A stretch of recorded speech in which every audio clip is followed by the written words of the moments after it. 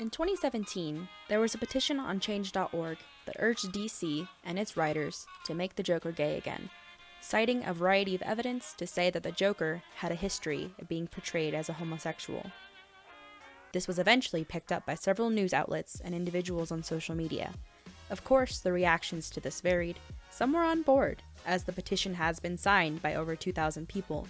Many are probably ambivalent, some not huge fans, and others, well, it's the internet.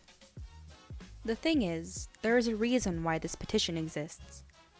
Why it started so many conversations about the Joker and his sexuality. What were the petitioners seeing in this character?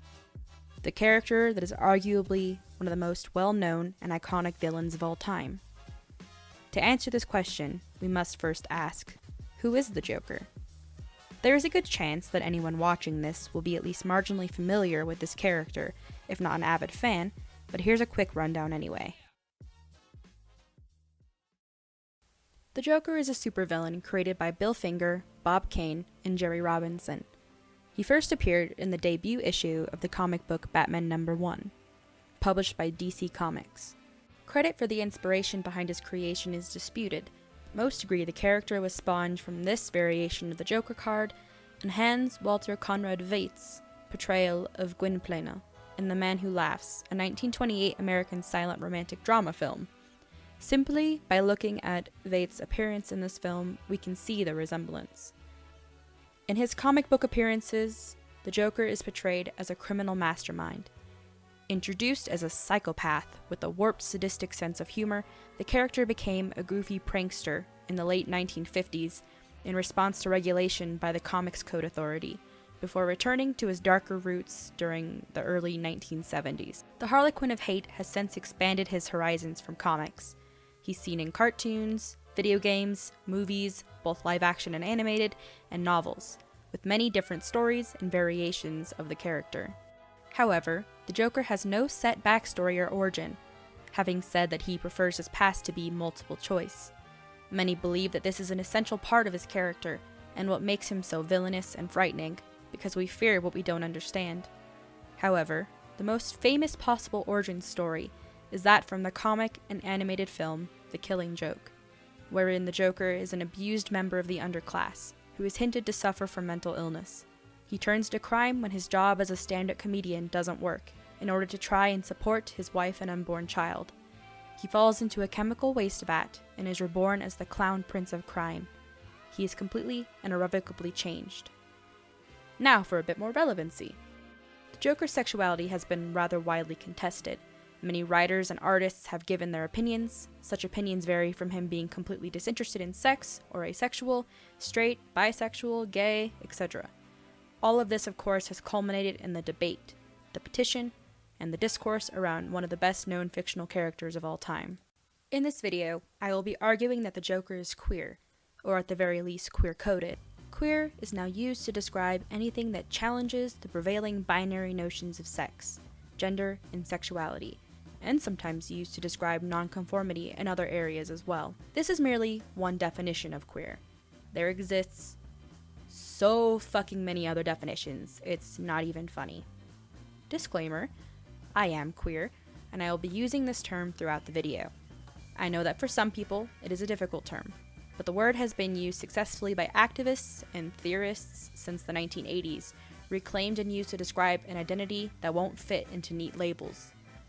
I believe that this term is vital when discussing the Joker and his possible sexuality in ways that we'll get more into later. From the term queer, we get the word QueerCoding.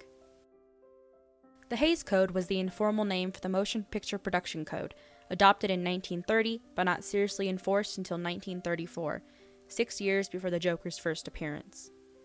The code only began to be enforced when the Motion Picture Association of America began to censor and ban films that included anything deemed against the code.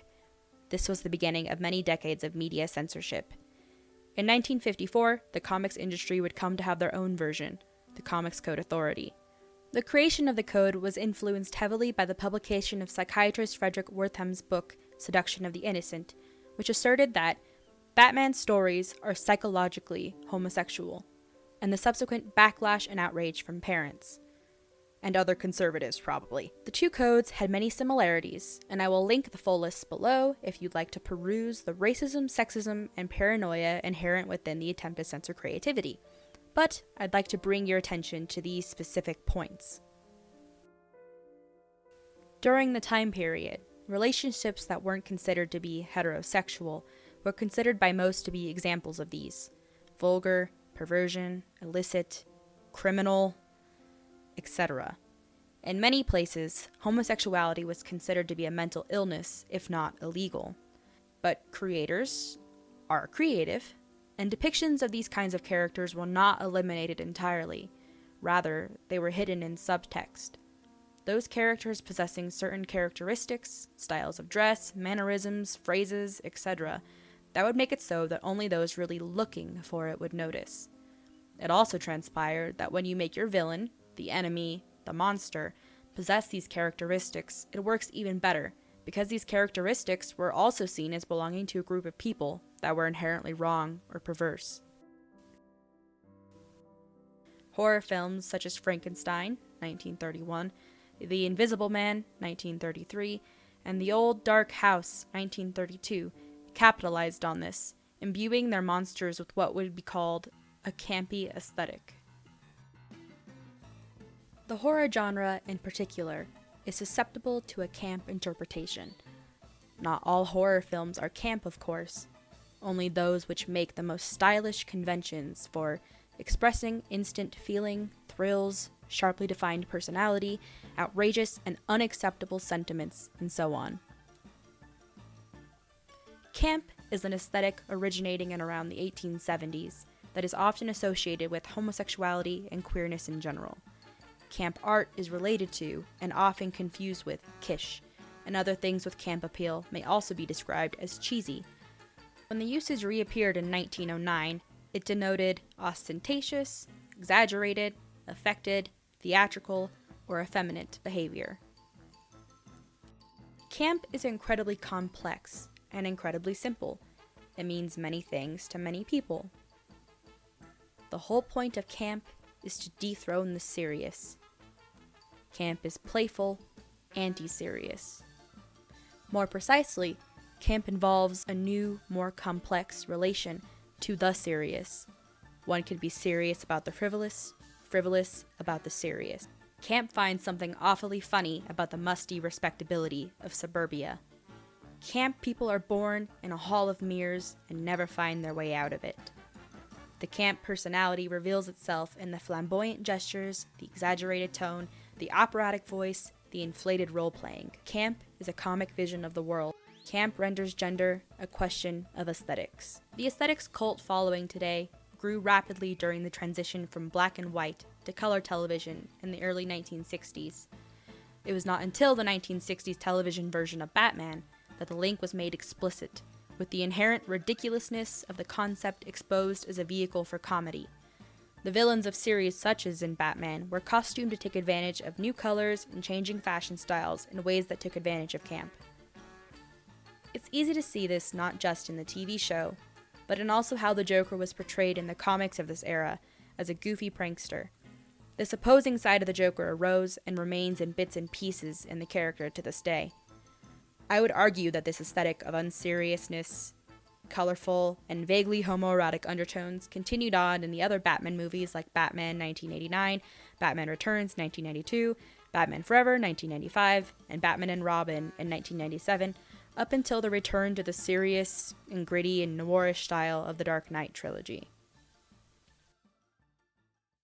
When the Hays Code and the Comic Code Authority finally ended in 1968 and 2001 respectively, we were left with several decades of creators either being forced to disguise queer characters in subtext, or creators purposely giving queer characteristics to antagonists as a way of making them seem more villainous. Queer coding often contains traits such as effeminate body language for men, or a very masculine, dominative body language for women. A sense of dress that is different from their expected gender. An example, a man dresses femininely or flamboyantly, or a woman dresses masculinely. A different physique. An example, a slim, willowy figure with a grotesque appearance. giving off the sense of physical weakness compared to a more typically masculine figure, and vice versa with female characters who have a more muscular or rounder physique, disdain for women or men depending on their gender, a nasal whiny voice or a lisp for men, or a deep voice for women, foppish and caring about their appearance for men, perhaps a lack of caring of appearance for women, and associations with famous queer individuals.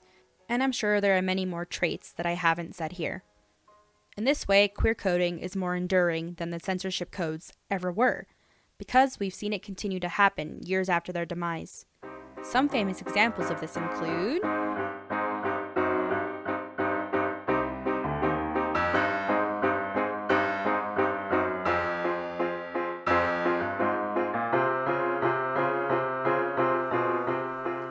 yes, he is queer-coded, the Joker is queer, and he's here.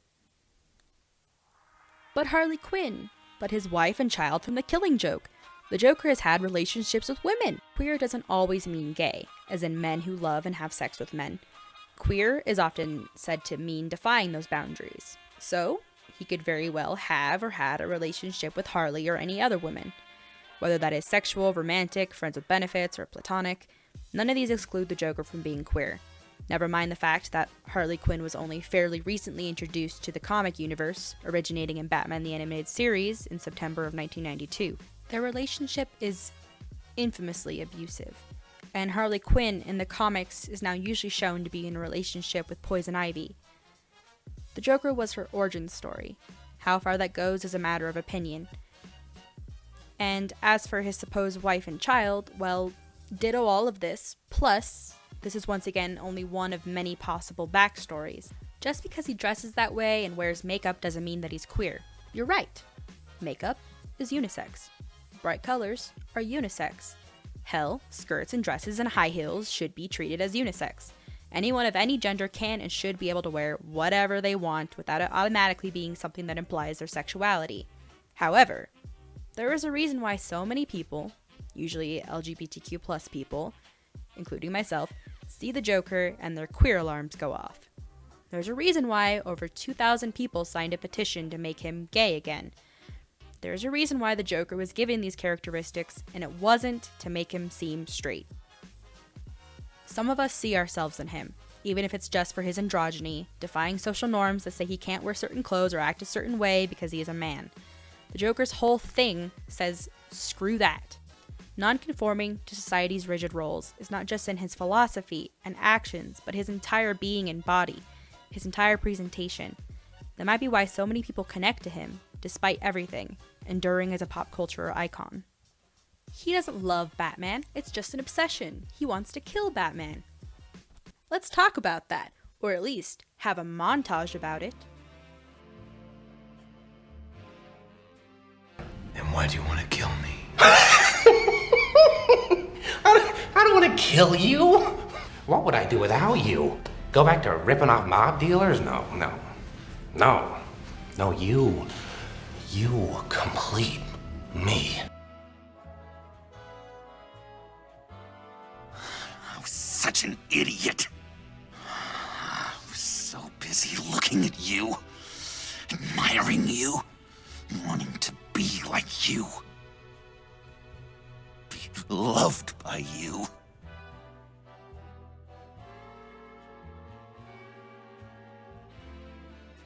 In the Flashpoint comics, Martha Wayne turns into the Joker after the death of her child Bruce. Thomas Wayne becomes Batman. There's just so much to say about that, and what it means. That it's fine to see the relationship between Batman and the Joker as something romantic, as long as it's presumably heterosexual, but any other iteration is seen as somehow lesser.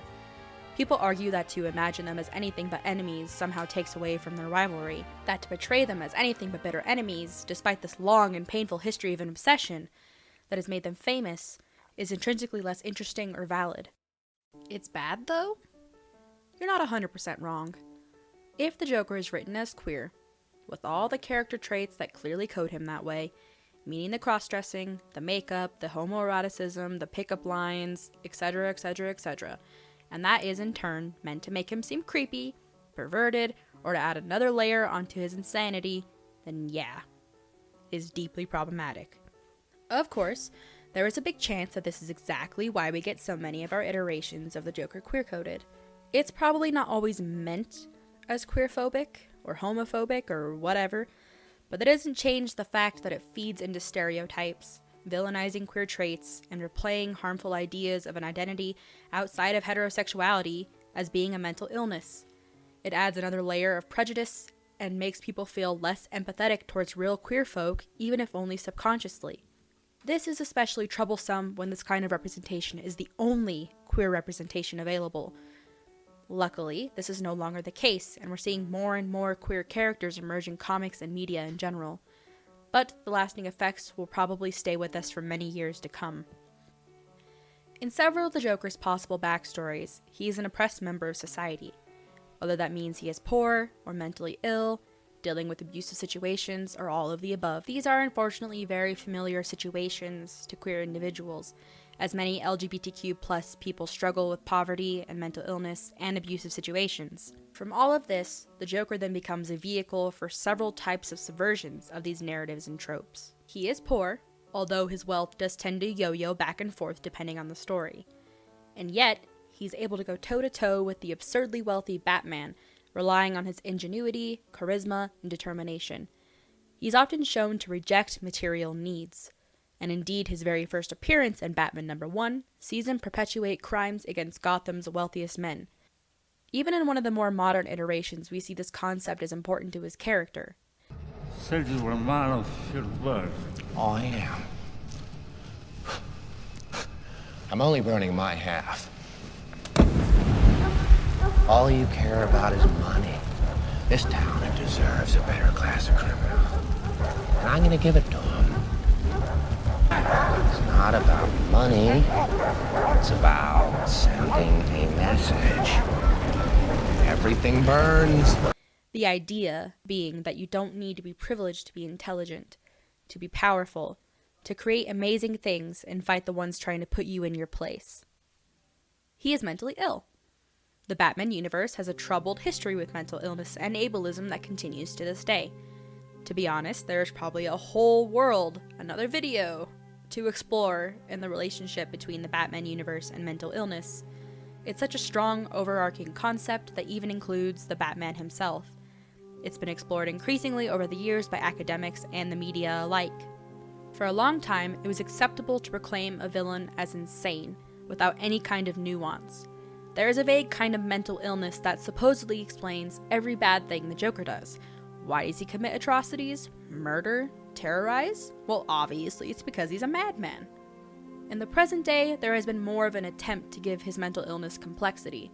Some try and label his illnesses as psychopathy or convoluted identity processing disorders. Our most famous example is, of course, the Killing Joke, where the Joker claims that it was one bad day that drove him into insanity.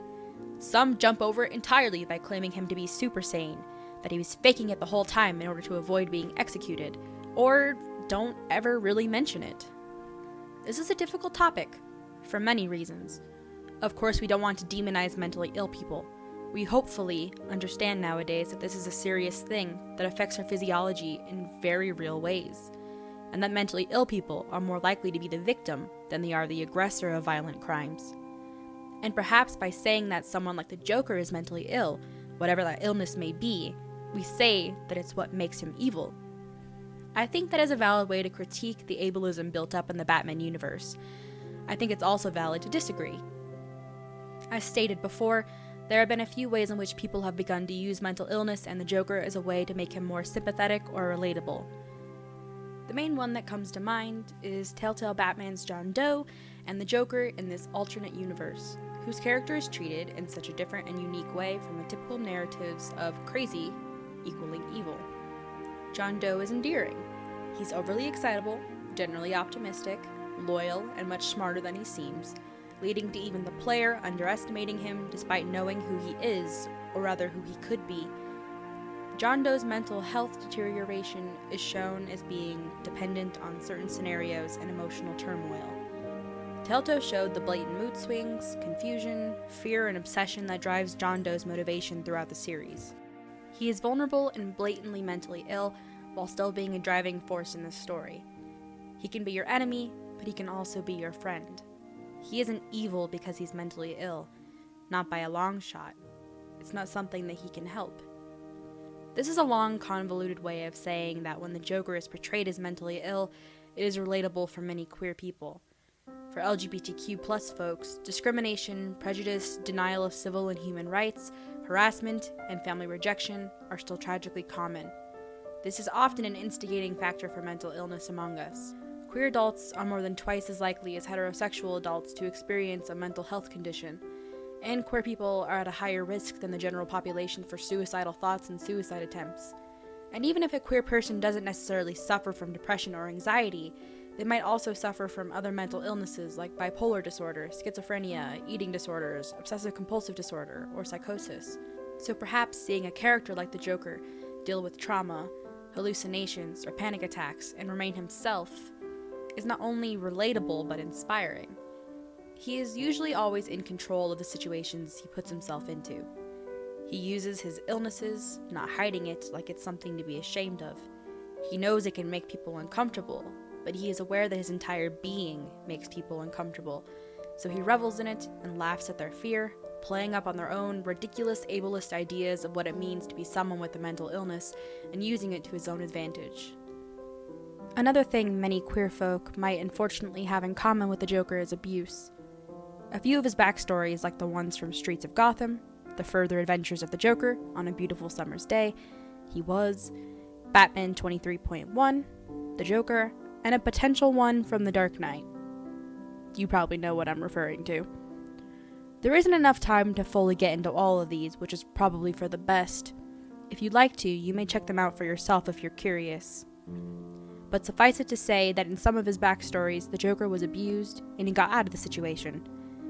In several of these instances, he takes back the power taken from him, sometimes in rather gruesome ways. But the Joker has nearly always acted as a vehicle for readers to live vicariously, to imagine some of that abandonment of society's expectations, rules, and laws. And in this, he acts as a sympathetic victim, as he takes his revenge, and we usually cheer him on. He continues to live, to smile and laugh, to be himself despite the potential abuse he lived through. And with a queer reading, it could be seen as an even more defiant act. Following how society views poor, mentally ill, and abused individuals, especially if they're queer, the Joker can act as an expression of queer rage. Now, this isn't something I can give you an easy, clear definition for, as you may have noticed with other types of queer things. They're usually pretty hard to pin down. But we can see queer rage as defiance of many things, like how society tells us that we need to be straight, or how we need to be gay, that there is only one or the other, and that bisexuality or pansexuality aren't valid, that they're made up, that asexuality doesn't exist, or that you aren't oppressed for being that way, that the only genders that truly exist are men and women. We see rage boil up when we're routinely beaten and killed and forgotten by the media. We see it when slurs are hurled at us and our very identities made out to be caricatures. When our only representation is villains or characters that die tragically. When we're forced into conversion therapy or to hide who we are to avoid confrontation from relatives or strangers on the street. When we need to conform to what society says is appropriate. Queer rage says fuck you. It's no longer hiding, no longer running. It's solidarity and banding together with our community. It's fighting back and being who you are despite everything that tries to tell you to do otherwise. The Joker is a pretty good vessel for this. If we see everything he does as a defiance of what society says he should be, society says he should be quiet, so he laughs and howls and sings annoying ballads. They say there's only one right way to be a man. He wears bright colors, makeup, dresses, and high heels. He goes against the grain and acts the way he wants to act, the way he wants to dress and be. They say he needs an identity other than the one that he picked for himself. And he comes up with hundreds of possible pasts and refuses to go by anything else but the name he calls himself. Society says he needs to be a good, law-abiding citizen. And he says that no other law is more important than the ones that I care about, than my own. I am not your citizen, for you have done nothing for me. You do not have a hold on me no matter how many times you think you might. They say, you are a man. You should be heterosexual. And he is queer. Undefinable and shifting eternally. The Joker is chaos and rage, snuffing out those that dare and try and label him, those that try and control him. The Joker says that if it makes him a criminal to be queer, then fine, because he already is, and his other crimes are much worse. If we check the boxes on every single terrible thing the Joker has done, the list would go on forever, or at least a very long time. But from a queer perspective, the Joker's queerness is the opposite. Not a crime, but something that makes him redeemable. Or at least makes it so that there is a kernel of true humanity, of love in him behind the grinning mask. Something that makes him human, like everyone else. Without it, he would lose what makes him so interesting. We love the Joker because he is human, looks like it, bleeds, and yet we don't know how he survives the things that would kill a normal human. He wears no mask to hide himself, and yet we don't know who he is. The Joker is a bad guy, and yet he remains adored by so many. He is a monster, a boogeyman, a trickster, and he is also capable of love. The Joker was, and still is, unarguably queer-coded, even if you don't believe him to be actually queer. After literal decades of being portrayed as caricatures, villains, criminals, and insane because of who we are, many queer people are reclaiming queer-coded characters. Rather than deny or erase the existence of queer traits and villains, many want to lean into the reading of characters as queer, because as stated before, it is a redeeming quality. It can be powerful to see ourselves in characters such as the Joker. When creators try and deny a queer-coded character's queerness, or worse, tell queer people that their interpretation of a famously queer-coded character's sexuality is wrong, it is insulting. In the case of the Joker, who has had decades of hinting, undertones, and blatant references to his sexuality beyond being straight, when creators turn around and try and say that it is fake, that it's just to make people uncomfortable, when they bury queer traits behind excuses and flimsy backstories, well, it's fucking ridiculous. And just giving into what the decades of censorship under conservative codes wanted in the first place. As a queer person, I say that the Joker is queer, and the writers, creators, and others might try and say otherwise, but they're wrong. And they can't take my interpretation of a character that tried to make my community seem evil, away from me, or other LGBTQ+ people who agree. There are several versions of the Joker that have become extremely popular in the fandom by leaning into the interpretation of the Joker as a queer individual. AskJokeBoi is an Ask blog, where a creator role-plays as the character or characters answering questions from users, sometimes with art or GIFs. Or GIFs, depending on how you fucking say it, who cares, let's move on. In this case, AskJokeBoi's posts are often colorful, humorous, and incredibly creative, and tend to accrue hundreds of notes. AskJokeBoi's Joker variation is transgender and pansexual. I would also be utterly amiss to fail to mention Dracze, who I'm still not sure how to pronounce their name, but whose numerous meta-analysis posts of the Joker's sexuality are incredibly well thought out and invaluable to queer fans. They also write wonderful fan fiction, the most popular of which being Halfway Across, a queer reimagining of the end of the famous Killing Joke comic, or animated film, but most likely the comic, where the Joker takes Batman's offer to try and be rehabilitated. In this over 200,000 words of fic, which is longer than To Kill a Mockingbird, longer than Moby Dick or Jane Eyre, the Joker is portrayed as queer and unashamedly so. MellieArts is yet another incredible fan artist who does beautifully detailed drawings of the wide variety of Joker characters, of which he is nearly always depicted faithfully as an openly queer individual. Mellie's art's drawings often portray the Joker as incredibly androgynous, even with canon versions of the character. These are only a few variations of this character as seen by dedicated fans. They pick and choose which aspects of canon to allow into their own creative expressions of a beloved character, and every interpretation is incredibly valid, and might as well be canon, because as we know, we don't know who the Joker is.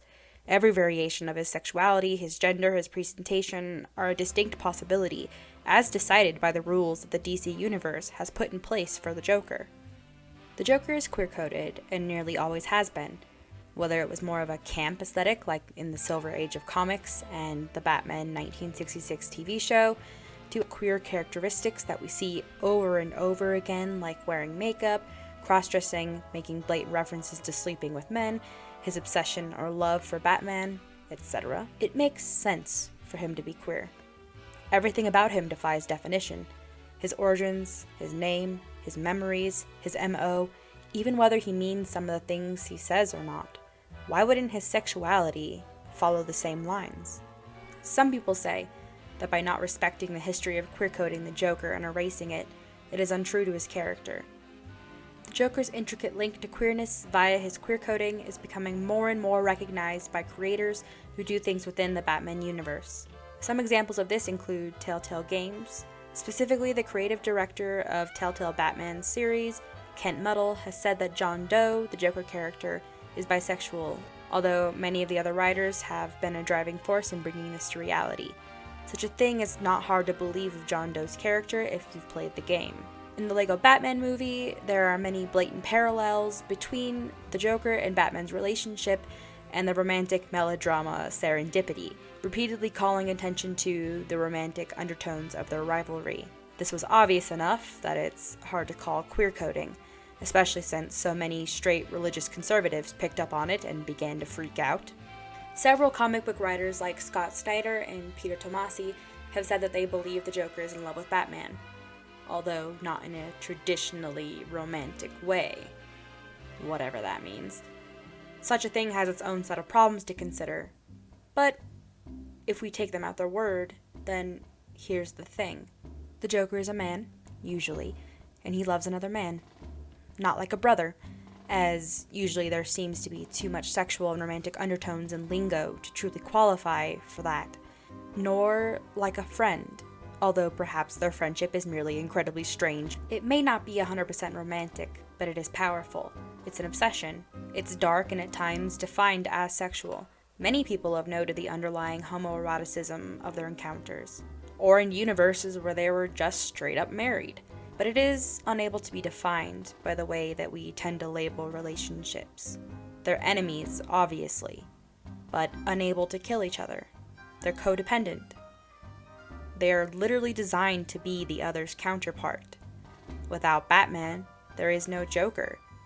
He created him in some iterations. And without Joker, Batman lacks what makes him so famous. People think Batman, and then they think the Joker. They're chaos and order, justice and crime, darkness and light, stoicism and boisterousness, repression and freedom, to name just a few. They are opposites in nearly every way, funhouse mirroring one another. They come back together again and again in nearly every storytelling medium that we have. And that is very, very queer. Thank you for watching. Find all of my sources below. Be polite about any praise or critique, or I'll just delete your comment and move on with my life, as I have better things to do than argue with strangers on the internet.